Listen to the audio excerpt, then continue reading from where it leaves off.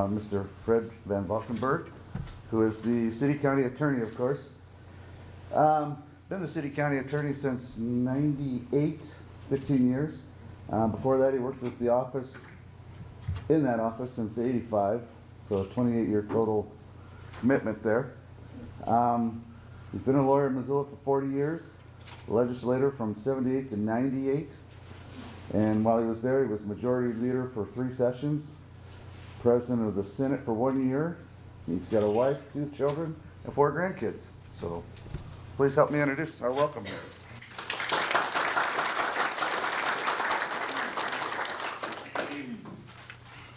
One small correction to begin with. I'm just the county attorney. I've got enough problems with the county that I don't have to deal with the city and its particular little proclivities there. I've been asked to talk to you about the subject of employee theft and fraud. We, in the county attorney's office, prosecute people who essentially do all kinds of bad things, ranging from kill people to steal from people, and there's an awful lot of stealing that goes on. And one of the areas where the biggest amounts of dollar theft that take place is with respect to employee thefts that occur. You probably have experienced some of that in your own business along the way. I'd be surprised if you didn't. It's very widespread. And it takes billions and billions of dollars from small businesses in particular across the country every year, and is one of the leading causes of business failure when people all of a sudden find out that they are in deep financial trouble and they start looking at their books to try and figure out why they got into such deep financial trouble. And it turns out that one of the big reasons they're in that situation is because they've trusted someone in their own organization, and that person has abused the trust that they've been given.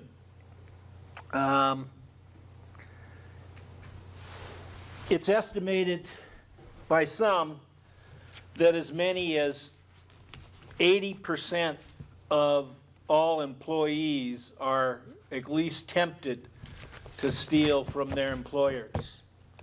That seems awfully high to me and doesn't speak very well of society in general if that's the case. But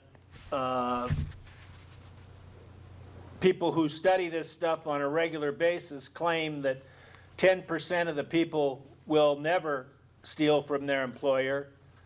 10% will always look for an opportunity to steal from their employer, and 80% will just kind of see what opportunities present themselves along the way and see if they can get away with it.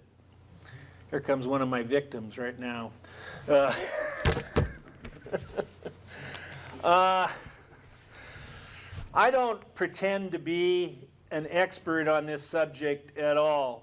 I've dealt with a lot of different kinds of crimes over the course of 40 years of practicing law in Missoula, most of which has been in the prosecution arena. But the ones that I've dealt with have had huge impact. For me personally, the biggest there was when we prosecuted a former director of the Missoula Airport Authority who had stolen over $650,000 from the airport. This was a really unusual case because, number one, he was essentially the top of the organization. 2, he was making somewhere in the neighborhood of $135,000 or $140,000 a year at the time, and could in no way, be the kind of person that you could say was doing this because he needed the money. One of the big mistakes that he made in that respect was that he actually made more money from the public payroll than the judge who was sentencing him. And then the judge kind of took offense at that. And so he ended up with a prison sentence, even though he was a first-time offender. And it's hard to get first-time offenders into prison, and we'll talk about that a little bit more later. But when you manage to do that, you have really sort of shocked the conscience of the community in terms of what you've done. In addition, his case was really, really unique because essentially he took that money and he put it into real estate in his own name. So it was somewhat easy to track, and it was still there when we got to him and charged him and convicted him, and we were able to basically get the airport virtually all of its money back. That is a very rare instance, and most victims find out that the people who are stealing money from them are spending it just as fast as they're stealing it. Primarily on consumable things that are gone almost immediately, like alcohol, drugs, gambling. A lot of shopping gets done. Various things like that. And you're going to be darn lucky to get 10 cents on the dollar when it's done and over with. So, you know, when we talk to people about this,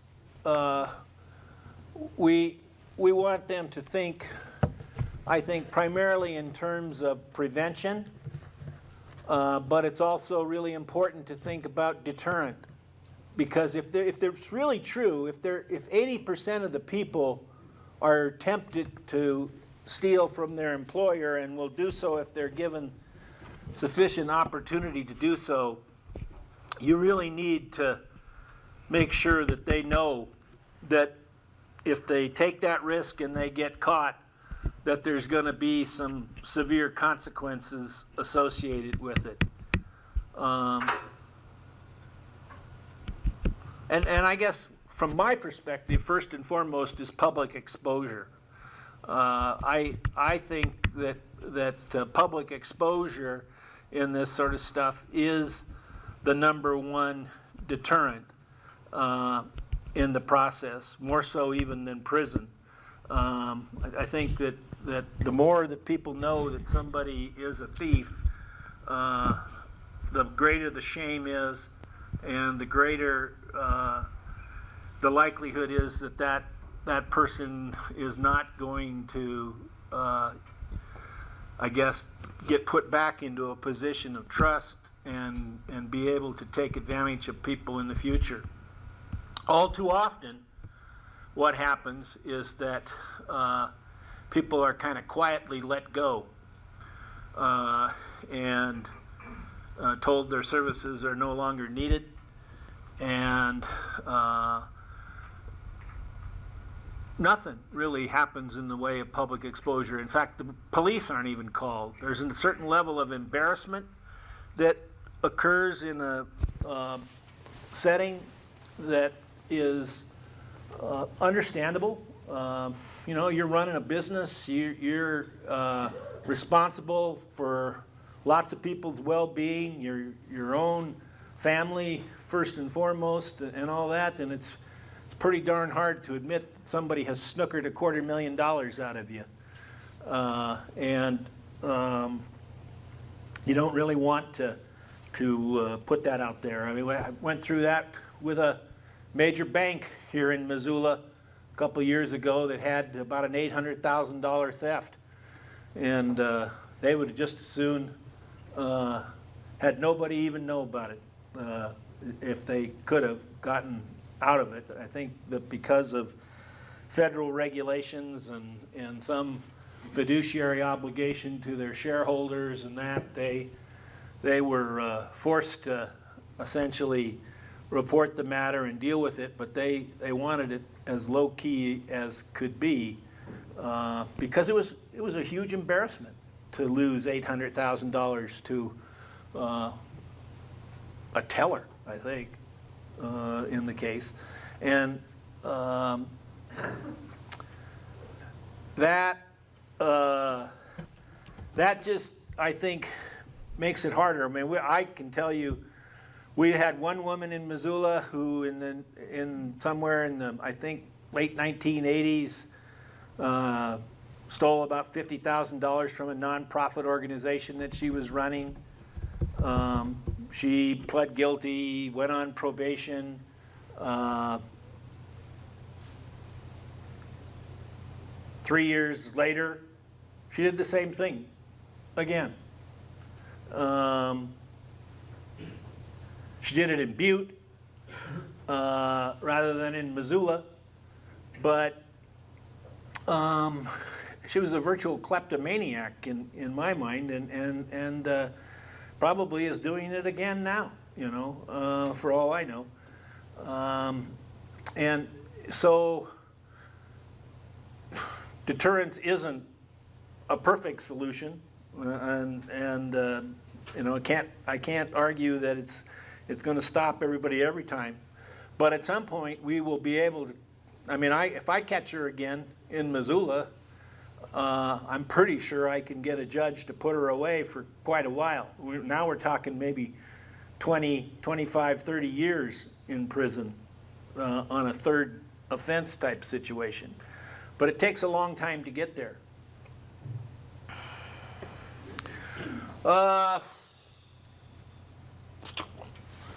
Let's see here. Is that our first deal? Yes, it is. Okay. So I've got this little PowerPoint thing here that I'll try and go through. I'll see if I can talk about some more stories in the process as we go. But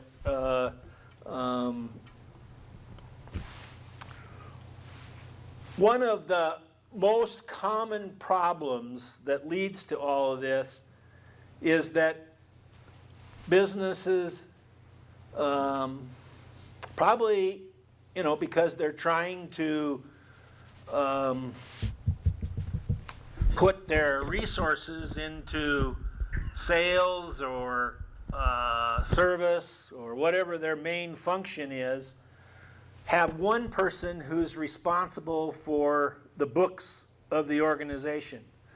And that one person really, particularly in small businesses, is very a very trusted person, someone who you think you can totally rely upon and who has total control over the financial checks and balances, if there are any, within that organization. And that's almost always a really bad idea, to have only one person responsible for that. If you can, in any way, structure your business so that at least two people are, in some way or another, you know, somebody's responsible for receivables or somebody's responsible for payables, in some way or another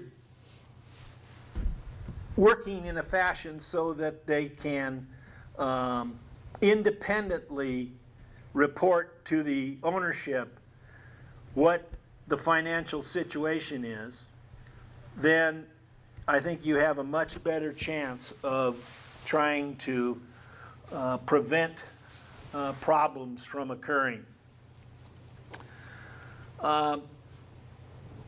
Another thing that's, I think, very common, particularly in small businesses, is that there's really no audit function that's established and set up and, provides a completely independent outside look at what's going on.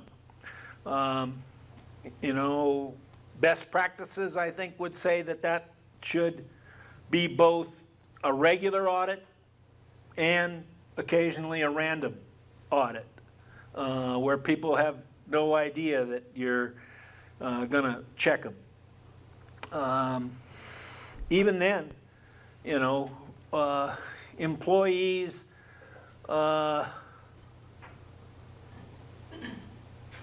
game that system. And you have to I think, stay on top of a ever-changing atmosphere where people are figuring out how to get around whatever controls you put in place. One of the reasons that it's easy to steal from employers is if an employer's got really a lot of cash flowing through the system. Cash is much harder to sort of keep track of and know exactly what's going on than checks that are coming in or credit card payments that are coming in that have some paper trail associated with them. And so the more you rely on cash in your operation, I think the more you need to have controls in place to try and keep track of that, so that the opportunity to take money is not as prevalent. And then finally, this should be pretty obvious, is that if the ownership of the business is not really around, not really keeping an eye on the store, paying attention, well, the cat's away, the mice will play, as it goes, and so, when you're working 60, 70, 80 hours a week, that's hard, but you're also in the best position to sort of know what's going on in your business when you're there, or you're at least popping in on a regular basis to see what's going on, so that you have first of all a good idea of how things are going, and secondly, your employees know that you're likely to show up at any particular time, and maybe you just might go to the cash register and go through the thing and see what's in there at that particular moment in time.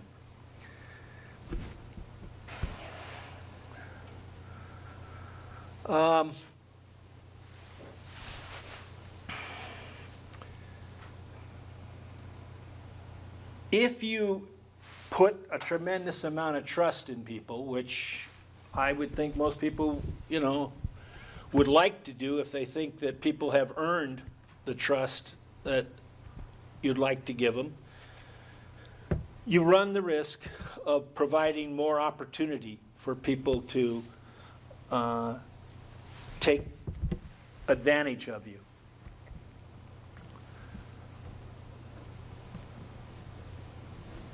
There's a million motives that people have for doing various things, but some of the common ones that people have and that you need to remember and think about are obviously people who have financial difficulties, who are not able to make things work with their regular salary that they're earning, and who think that in some way or another they're not being treated fairly, that they can rationalize stealing money from somebody else because they deserve it. And I think you have to be particularly vigilant about that motive, because it's a very powerful motive for people to rationalize stealing from their employer when they think, well, this person's making all this money because of my work and my effort, and I'm not getting adequately rewarded for what I'm doing, and therefore it's my right to supplement my income here by dipping into this. There's a huge element in all this of, well, they won't miss it. It's just a little bit, I'll borrow it for now and I'll pay it back in the future. And that's what this test business is all about. I've seen lots of cases, in fact, almost every case, where the person involved in stealing the stuff will start out taking just a little bit and see if they get caught, taking $100, and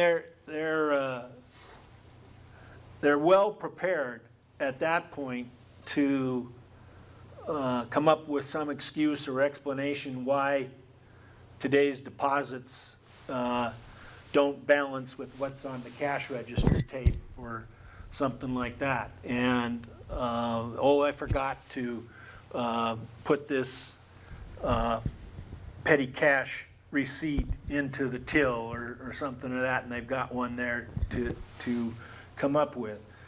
But what happens is that all too often is that $100 isn't enough for the ownership to really catch on. And so then it becomes 200, and then it becomes 500, and then it becomes 1,000.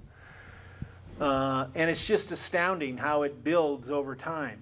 I mean, we really don't see cases of any consequence at all that involve less than about, I don't know, $10,000. And we see lots of cases of 50,000, 100,000, a bunch that are in the $250,000, in the $500,000. And it just astounds me that a business can sort of not have $100,000 of revenue coming in and not notice it, but it happens. And people are busy. They're making their business cash flow. They think that things are going okay, and it just takes some time for all of that to kind of hit them in some way or another, that I'm working too hard and not getting enough out of this whole thing. And why is that? And then they sit down and they start pouring through stuff, and they come to find out that the reason that I'm working so hard and not getting enough out of this is that somebody is stealing from me. And then you're into that whole thing about embarrassment and how do you deal with it and all that. Bob, you got a question? Just on that subject, do you find that a lot of these non-bank thefts are absentee owners? Is that a common theme, or is that, you find that? I wouldn't say it's a common theme, but I think that absentee ownership is a significant contributor to being, having somebody steal from you. I mean, if you, let's say you have operations in several locations, and maybe not even in the same geographic location. I mean, that's something that's a huge risk, I think,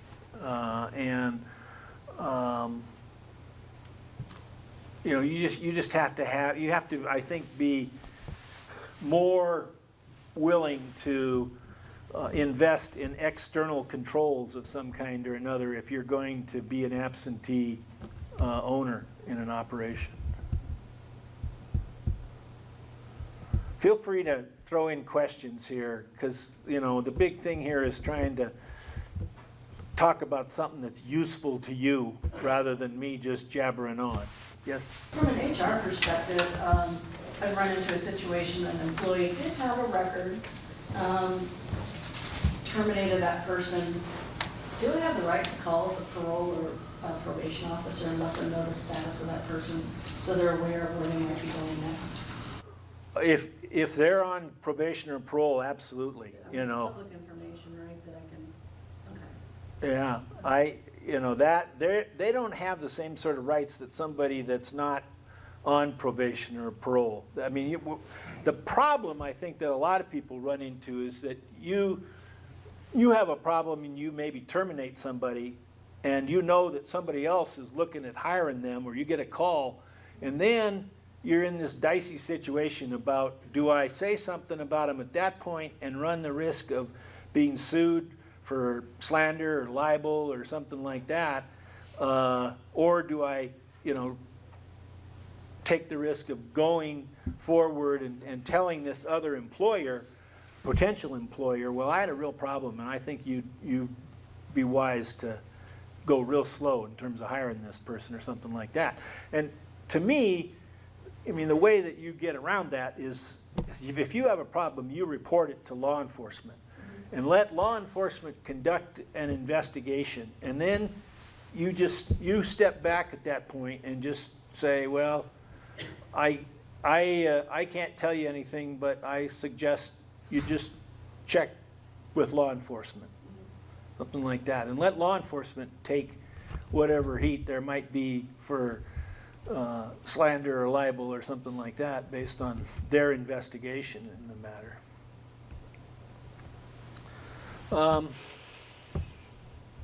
Brett, Yes. one thing on your absentee management, what I find a lot is they're delegating too much authority to the people that we're catching. And so they're not giving oversight because that person isn't the manager. Yeah. A lot of. Well, that goes back to that whole business of trust, and that if you we run into this a bunch in bars and maybe casinos to some degree, but it's more a situation with bars in which somebody has maybe spent 20, 30 years working in the bar business, and they want to kind of get away, but they still have an ownership interest in the thing, so they've got somebody who's a manager running the place. And there's a huge amount of cash going through a bar, and if you leave it to one person to run that operation, that one person will find ways to game the till, to game the bank deposits, to game the expenses. And you're just giving them too much opportunity even if you're only dropping in once a week or something like that to kind of see what's going on. I mean, you just have to be willing to spend some money on an accountant who's going to do an audit on the place on a regular basis. And it's obviously cuts into the bottom line. But I think based on the experience of lots of other people, the bottom line is going to be affected much more likely by theft than it is by paying an accountant to do, some examination of what's going on in the business. Yes? Do you often see in situations where, we have a lot of independent locations with shifts that aren't always managed 24/7, do you ever see a lot of collaboration between employees on a shift to embezzle or defraud a company? That's actually pretty rare, the collaboration business, because I think that at least the people that we deal with, and maybe the people who are collaborating are getting away with it and we're not catching them, but at least the people we're dealing with are afraid to let anybody else really know what they're doing, because there's still, I think a fair number of people who are whistleblowers, who are loyal to the owner, who are willing to report somebody who is engaged in some bad activity and all that. And somebody who's a thief has got to know someone else pretty well to take the chances that they can kind of share their situation with that other person.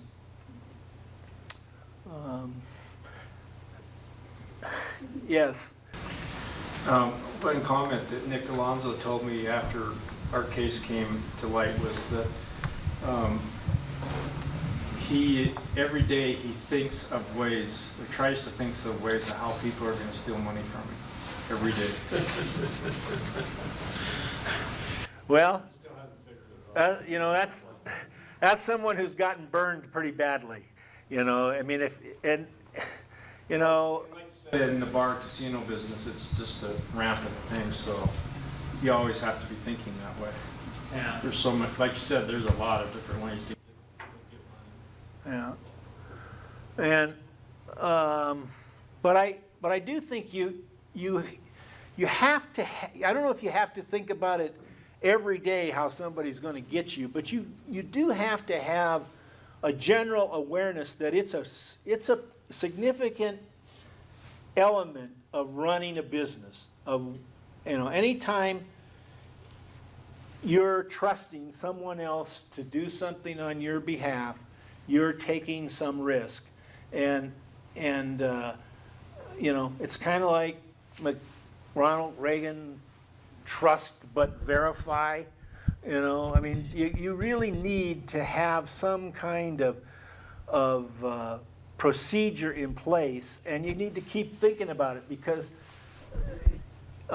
people are always kind of finding ways to get around whatever roadblock you put in their way. They're gonna scheme the thing if they're really not good people in terms of trying to figure it out.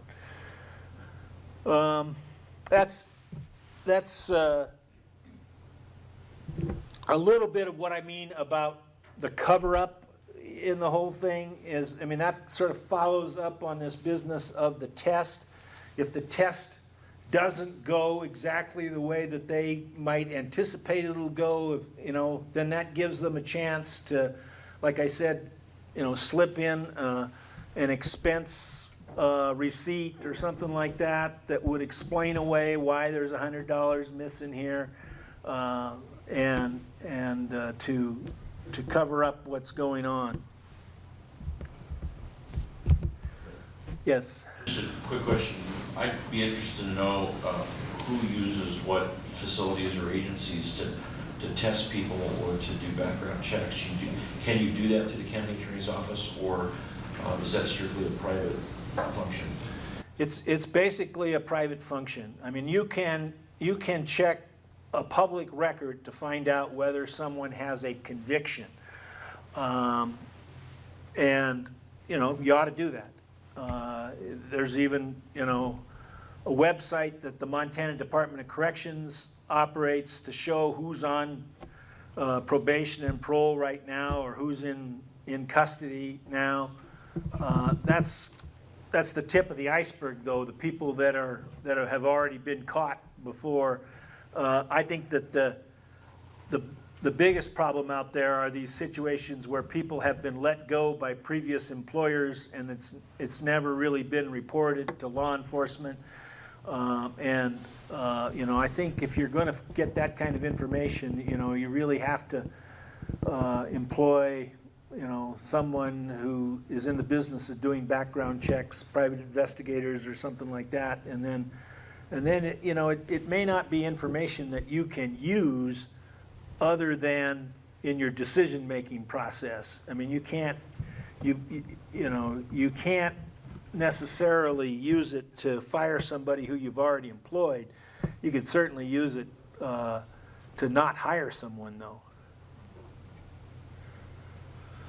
And that, I mean, here's some stuff that I put on here about management omissions. And this sort of leads right into that. And that's just this whole business of failure to research, failure to kind of see what you're getting into. And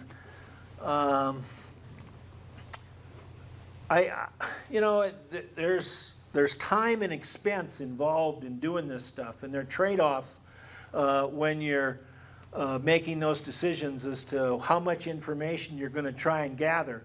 But I think if you're going to hire like a manager of a bar and you're not going to be at the bar, you better try and find out as much as you can about that person before you hand over your business to them. The same is true in any business. If that person is going to really have access to your checks, to your bank account, and to anything that is going to really hit you in the bottom line. Failure to recognize the obvious. I mean, that, to me, a lot of this stuff is, you look at it in hindsight, and a lot of people could see what was going wrong when you're able to Monday morning quarterback it, but somehow or another they didn't see it going on when it was actually happening. I guess that's because they're focused on other things, because they're trusting the people who are there. But when you get to the point where your revenues have flattened out or are declining, something like that, I mean, there, in most instances, is something wrong. Because most businesses are going to grow over the course of time, and revenues are going to grow. And your biggest issue, by and large, is trying to keep expenses at a lower level than revenues so that you've got some profit in the whole operation. But when revenues flatten out or start to decline, there's a good reason to think either your product or your service is just not cutting it, or somebody's skimming some money off of your operation. And you really need to pay attention to what I say, the obvious in that regard. Finally, I think it's really important for management to set a tone in the business that, first of all, honesty is the best policy, that you have an expectation that people are going to be loyal and honest and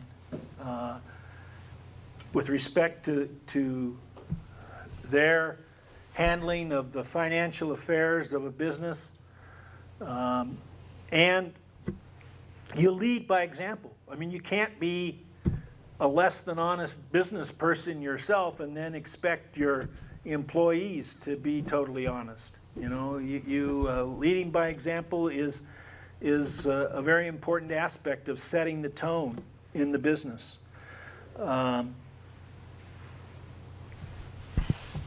When you do that, I think you're much more likely to, first of all, get people to buy into supporting the management, the ownership philosophy of running the business. And second, you're going to get employees who will be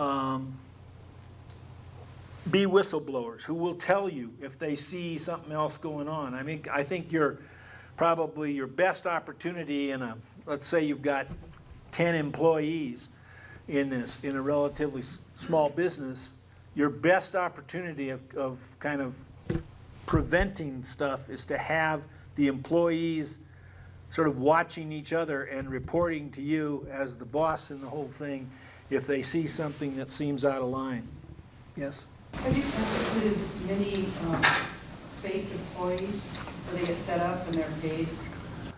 Not many, but we've certainly had that situation. That's one of the methods that people use to put money into their own pocket, is to create either false vendors or false employees or just false expenses, and then they use that as a way of stealing.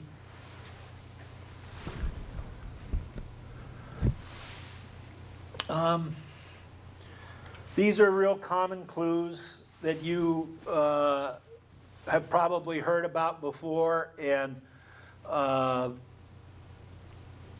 to be cognizant of. If you have somebody who is very protective of their work and their workspace, doesn't want anybody else touching their stuff, never is gone, avoids taking vacation, works overtime all the time, and doesn't let anybody else do their work. That's a potential clue there that person is potentially doing something that they don't want other people to know about. Taking their work home with them, that's good in some instances, but not if they're the bookkeeper, and not if they're the person that's responsible for the payroll and paying the expenses. They ought to be doing that work on site, and you ought to have the ability to walk in and look over their shoulder and say, well, tell me about this one right here, or something like that. Obviously, if people are living beyond their means, you should be very concerned. Not only about them stealing from you, but people living beyond their means are going to get themselves in all kinds of trouble for other reasons, and that leads quite quickly to alcohol abuse, drug abuse, gambling to excess, a whole kind of potential range of vices that are out there that people can get themselves hooked up on.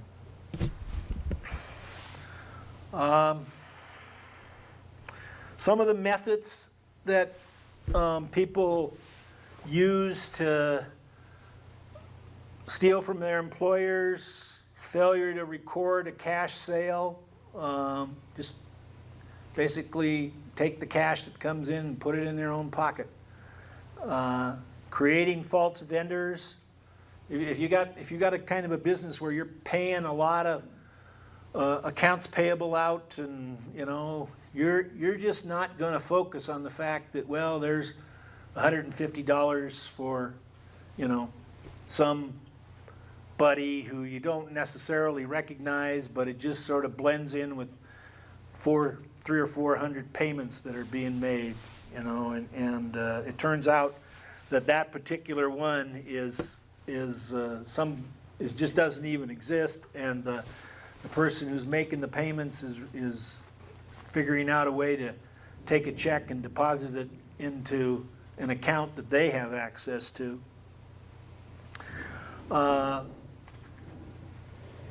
It's surprising how the number of instances where employees who have access to the checkbook just write a check to themselves. They just, there's $534.78, Mary Doe. And it just goes unnoticed. It just goes right through the bank, and it's just, it couldn't be any easier for them to, but they've tried it out. They've started with $25 to Mary Doe, and that doesn't get noticed. And $175.12 doesn't get noticed. And it's always, it's the kind of thing that just sort of blends in with everything else that's going through in the process. False expense claims, I've already talked about that. Unabashed lies. Now we're getting into the really big stuff. The airport director, basically, he told all kinds of people, well, we need to pay $224,000 to these airport consultants. There weren't any airport consultants. He created airport consultants. And he ends up taking $224,000 and putting it into his own account. And then he turns that into buying real estate with it. I mean, it's just an unbelievable lie, but he had reached a point of, he's dealing in millions of dollars, and people trusted him, thought that he was an honest guy, and really didn't question the fact that he said the airport owed $200 and some thousand to some consultants. That's just what I would call an unabashed lie. Yes. Was he creating fake invoices and stuff for this? And is that something you see that's typical of the false expenses, that they go and create invoices? Or? Yeah, he had a letter on a letterhead of in fact, actually, he got a letterhead from an airport consulting business in Tulsa, Oklahoma. He writes, essentially a bill to the Missoula airport people, turns it in.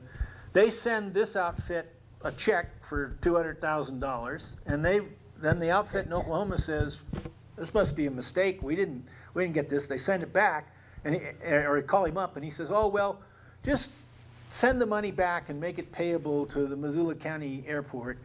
And so then he takes that and he deposits it into an account at the First Interstate Bank, and they just accept it, and it's an account that he has control over. I mean, it's just astounding. Was it staff that caught him, Fred? Or? Yes, it was staff that caught him. I mean, they're thank goodness, there's and somebody who was willing to not take no for an answer. What about the board of directors? Yeah, well, Seeing big expense line items? yeah, they're a little too enamored of their own director there, and we've got a whole new procedure in place now than we had 7 or 8 years ago when this happened. How do they set up, because I'm not very bright about this, but, so how do they get an account? Do they make a business name account? Yeah, But isn't a bank supposed to be checking tax ID numbers? I think so.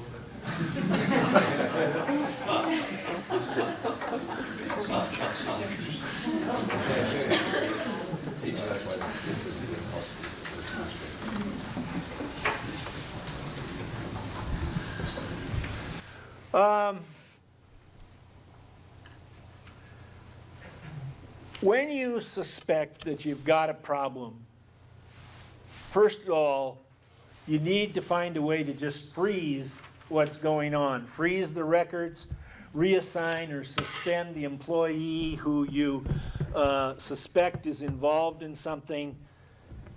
Call law enforcement and get a law enforcement investigation going. You need the objectivity of some outside entity to do this, but you're going to find out altogether too soon that law enforcement doesn't really have the expertise to do a lot of this stuff. They can do your basic kind of investigation, but when it comes to really examining something, you need a forensic accountant. I mean, when you get into the $250,000, $500,000, $1 million type theft, as good as Missoula police and sheriff officials are, they just don't have it. And you've got to essentially go out and hire a forensic accountant to come up with a report that is going to be persuasive in terms of proving that someone has stolen this kind of money from you.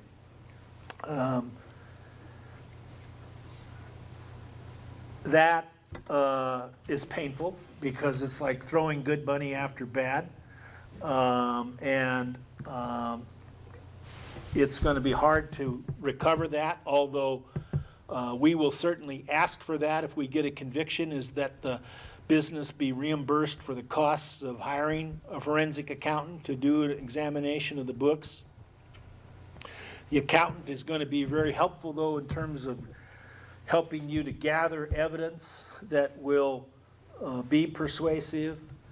And then you need to make a record of what you're doing. You just need to sit down and start writing every day what you have come across, because one of the things will jump down to number 3 there on this thing about what to expect is this is going to take a long time.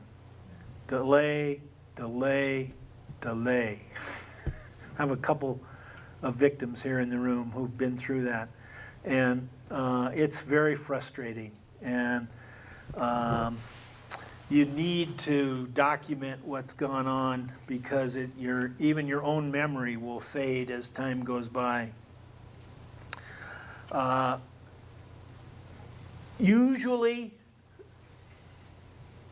a suspect in these sorts of things will admit at some point or another that they've stolen some money, but they'll admit that they've stolen 10% of what they've really stolen.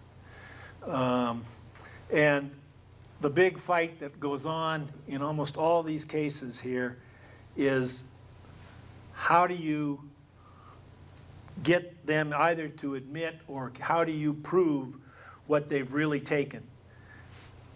If, all they really have to admit is that they've stolen $1,500, and, we've got them on a felony theft charge, and, you get 1 or 2 of those, and you probably got about as much potential prison time as you're going to get out of a case anyway. But if you're going to actually get restitution for the victim of the whole thing, you've got to be able to prove that they, in fact, got this money. And no matter what you try and do, it's pretty darn hard to find what they've done with the money. I mean, I think they've pissed it away in most cases. It's gone. It's not like you're going to go and find it in a bank account or in some real estate somewhere or something like that. And so getting it back is a huge challenge. What will the law allow to take from that person? You could take their house, but you could probably take their car to sell as. Well, if you get a civil judgment, you're going to be able to get anything that they don't have, for instance, a homestead exemption on, and that certainly that means their car. It means you can garnish their wages. A homestead exemption, I think, is limited to something like, I don't know, $125,000 or something like that. So, if you've got equity in a house beyond that, you ought to be able to get that. But it's a lot of work to get to that point where you can foreclose on a lien of that nature. Where you really get the leverage is on the criminal side, where the judge orders them to pay restitution, and if they don't pay restitution, and you can establish that they have the ability to pay restitution, then you threaten them with prison, and usually they come up with the money at that point. Yes? In civil cases, does the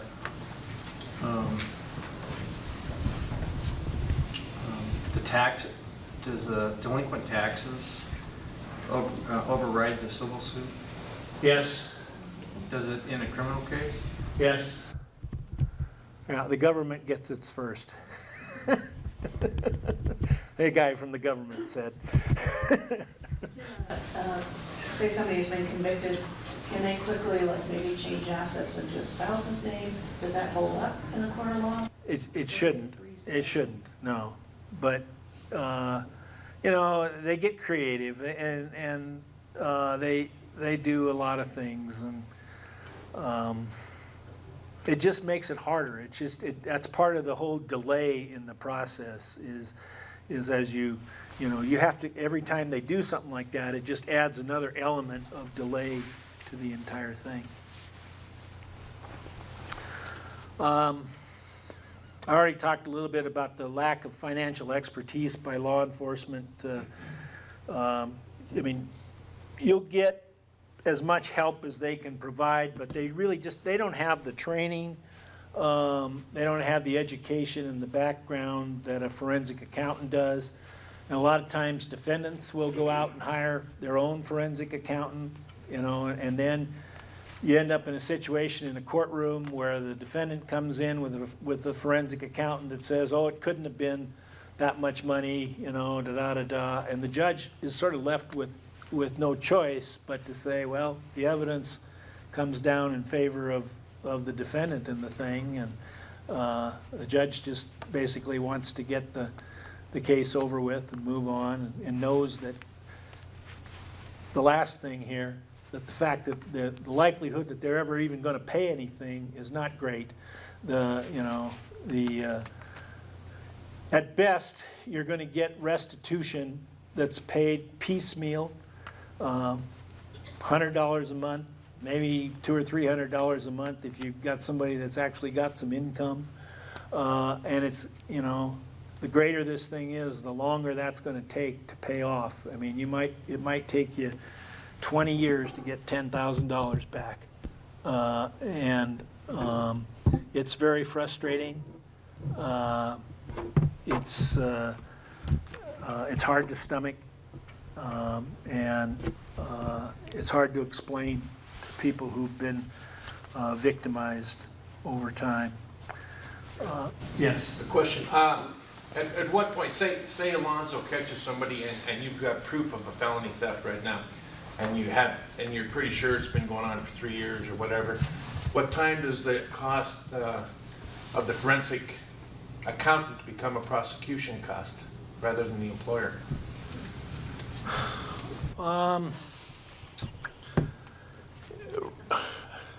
To the extent, I guess, that I think that the taxpayers really need to shoulder the burden of the whole thing, and that I can convince somebody with some control over money in government, like the county commissioners, to part with if we have to go to trial and I have to put a forensic accountant on the witness stand during a trial,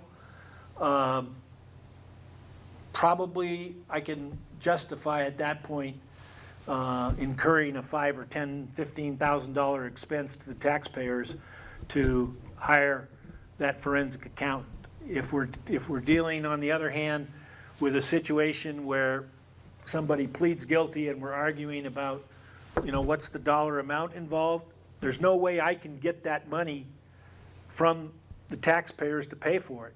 And, I'd have to lay off employees to pay for that particular expert, and I'm just not going to do that. So at that point, it's really the victim's sort of responsibility to take that risk. We'll ask that the defendant, have to reimburse the victim in the whole process, but that's sort of part of an overall complaint that I've got about how the legislature doesn't really put virtually any money into prosecution statewide.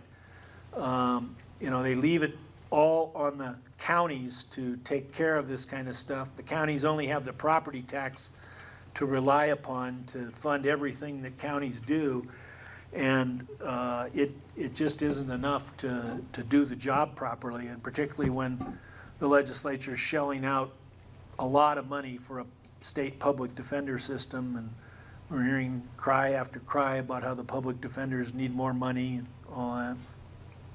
There's my little complaint. Yes? But to just reemphasize your point, that certainly added to the restitution. We've done that.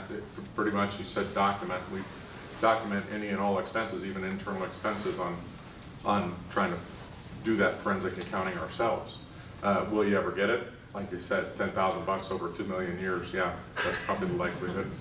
But in some rare cases, you might. Yeah. Get a settlement. I know we've gotten a settlement or two over the last. I think the number one thing that you should be thinking about is buying some insurance that's gonna cover you. And, essentially what you're doing then is you're spreading the cost to all employers. And, if you get hit, you've at least got some insurance to come in and pick up some of the loss. And I mean, that's really important for small businesses. I mean, you lose $40,000, $50,000 in a small business, where you've got 2 employees, 3 employees. I mean, that can be devastating. That can be the end of the business. And so, if you can get an insurance policy that's going to cover you against employee thefts and that, and you're going to pay maybe $1,000 a year in premiums or something like that, that's what you got to figure as part of the cost of doing business. Yes. Can I add 2 cents to the comments about the law enforcement really don't have the expertise, and sadly enough, we found that out. You got to do it all yourself. Basically, how I say it is, you got to wrap it up in a gift wrap present with the bow on top and hand it to them, because the other thing is they don't have the time. And quite honestly, I've heard from law enforcement, well, should we? It's your business. You got to take care of things. So I believe in that as well. But when you said stop the action or whatever, stop it from happening, I think in some cases where you don't have all the great forensic accounting background and to catch somebody red-handed is pretty important, and catch them in the act, in my mind, because you catch them right at that point.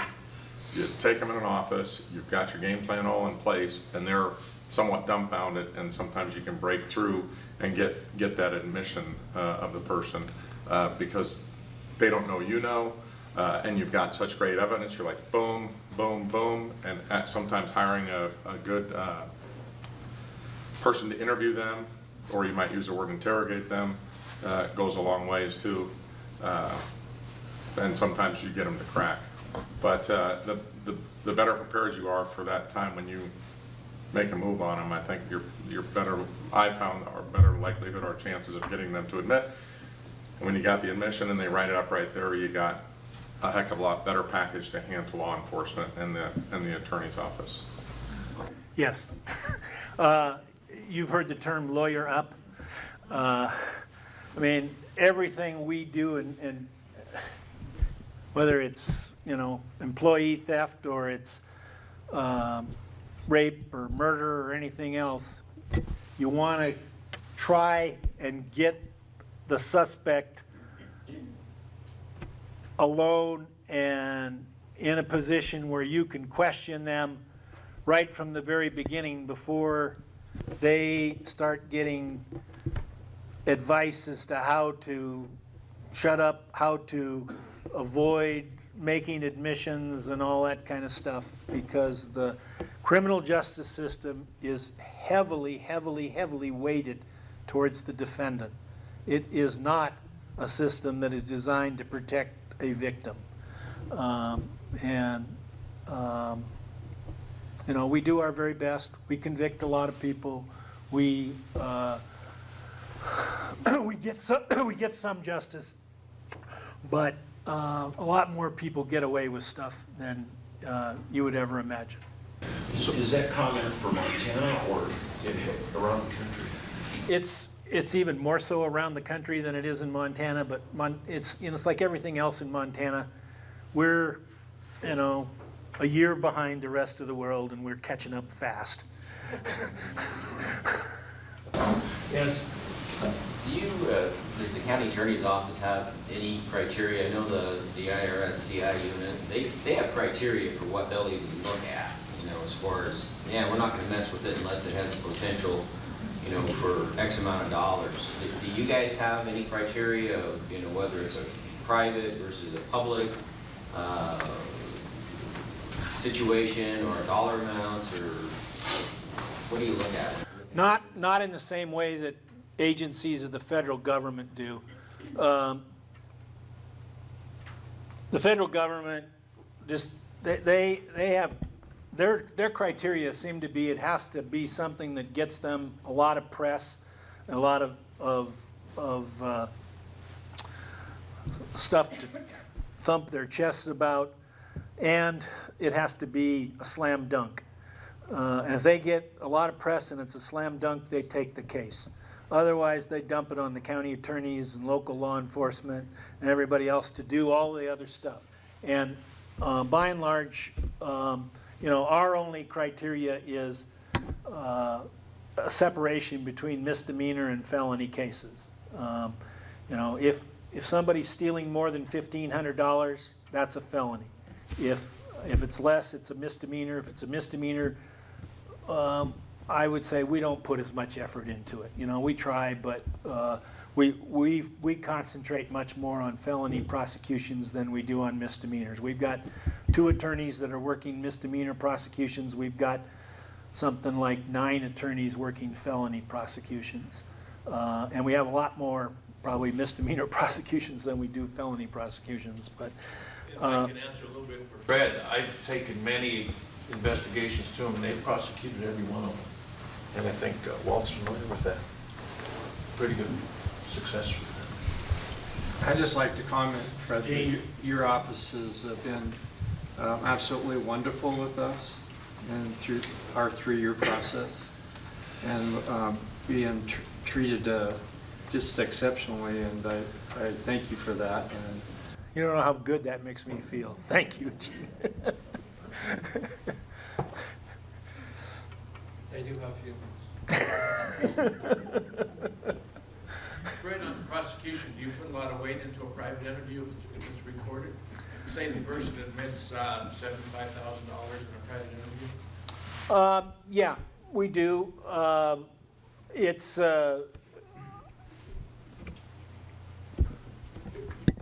It's generally even sometimes better than a law enforcement interview because we don't have to deal with the issues of whether somebody was Mirandized and all that, and whether they were in custody. Usually a private interview is a situation where somebody is voluntarily providing the information, and it's pretty hard for a defendant to claim they were coerced or threatened or anything like that into providing answers. So, but, you're also asking people to do something that's not really their expertise. I mean, cops are pretty good at interrogating people and asking questions. That is not what I mean by the lack of expertise on financial stuff. What they aren't very good at is going over somebody's books and accounting and finding, where credits and debits are not matching up and stuff like that. But if you ask a cop to conduct an interrogation and an interview, they generally do a pretty darn good job at that. As long as they don't threaten somebody. Yes? Are we able to record those conversations? I mean, I know that we can if we say, hey, I want to record our conversation. Yes, and that's the... Obviously, that puts them hugely on guard. Right. Start a situation where they're not on guard, we're talking about your picnic on Sunday, and then all of a sudden it ends up talking about $5,000. Yeah. But are you able to secretly record? I would say almost certainly not. I mean, the Montana Supreme Court has this obsession with the right to privacy and the expectation of privacy, and they are more likely than not to say that if you're recording anything, even a telephone call with somebody, they have this expectation that this is only being shared between that person and the person they're talking to. Well, I just realized something. If in our policies, in our company policies, and we're on company property, if in the policies it says you may be a video or a voice recorded on premises at any and all times. All right, so then you're giving notice to people. That I think that kind of notice will give you a basis to record what's going on, but... Without telling. Right. That's good. Okay. I'd be careful about voice recording though without, Yeah. and from an HR perspective, I think you could get into some trouble. You can video. Well, you can voice record for sure. Yeah, but. Workplace. Yeah. But And I'm saying we put it, it's already in our notices, video and voice recording. Okay. But like, I could see it for like customer service on the phone where you hear that recording for Right. customer service purposes. But we use it for both monitoring and customer service. Okay. Video for your, you can have a video on your cash drawer, Yeah. I would think. Yes, you can definitely have video on your premises, you know, and cash drawer is a common way in which people are sort of trying to control what's going in and out of that cash drawer. But what people, I think, often don't realize is how sort of detailed that video has got to be, and how, you know, how hard it is to sort of argue that something specific is happening if you don't have really a good shot, a tight shot that shows exactly what's there and what isn't. Yes? The common mistake that I've seen with the videotaping security is they buy something like from Costco for $500. By the time you get the ability to go back only a week, like he said, you can't actually see the person's face because the quality is so low. So you really need to have a decent system that has decent quality cameras and can record back 6 months. So that when you say, oh no, something's happened, you're not going back 3 days, or by the time you find out it's 2 weeks ago and have lost all that footage. Well, what my experience has been, not so much the employee, but the customer that comes, that says, I paid you guys. Well, we've got the videotape system now that says we've watched them park their car, we've watched them walk in the door, and we've watched them standing there at the counter. And if they said we paid you and they're not on that videotape, then that's, I mean, that's how we've used it, had more use for it. But it lets the employee know, especially the new one, that, oh gee, they've got some security here. So. Quite a good deterrent. So I've kind of run out of stuff that I was prepared to talk about. I'm certainly willing to answer questions as long as you'd like.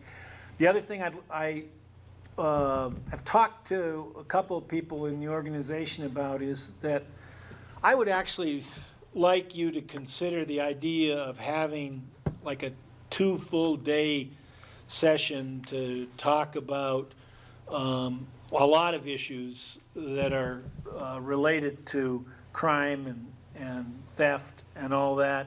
And we would find a way to bring in some actual experts who have more than a few war stories to tell and all that, if that interested you.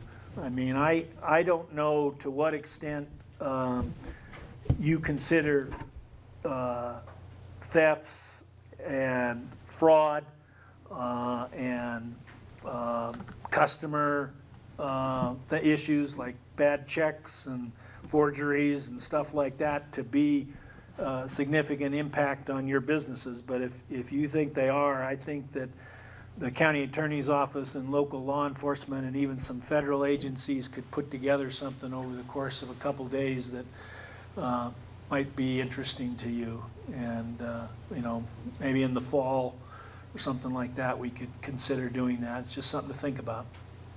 Fred, I would suggest if you do something like that, really involve some of your CPAs in town who know how to set up internal controls, because ultimately prevention is the best. And internal controls presented properly and done right, you know, that's when you're best. I agree. Would it help to email or certainly like the Chamber of Commerce to get feedback to get that rolling, or? Yeah, I think that Kimberly is going to maybe send out an email to that effect here in the next week or so, because that's what she and I talked about doing. But I decided to just sort of throw it out there too, so that it wasn't a total surprise to people. And if you know, if you've heard enough today and you got other things that you want to talk about, that's fine too. You know, we've got plenty to do, but I think there's a real need to try and find ways to work together between particularly the county attorney's office and the business community in the town, and to try to get you to understand that we're there other than when you have been hit for a $100,000 loss or something of that nature, because then it gets a lot tougher. And it's great to have somebody like Gene who says, well, he appreciates what we've done. Not everybody does. That's kind of hard times to take. All right, well, thank you all very much.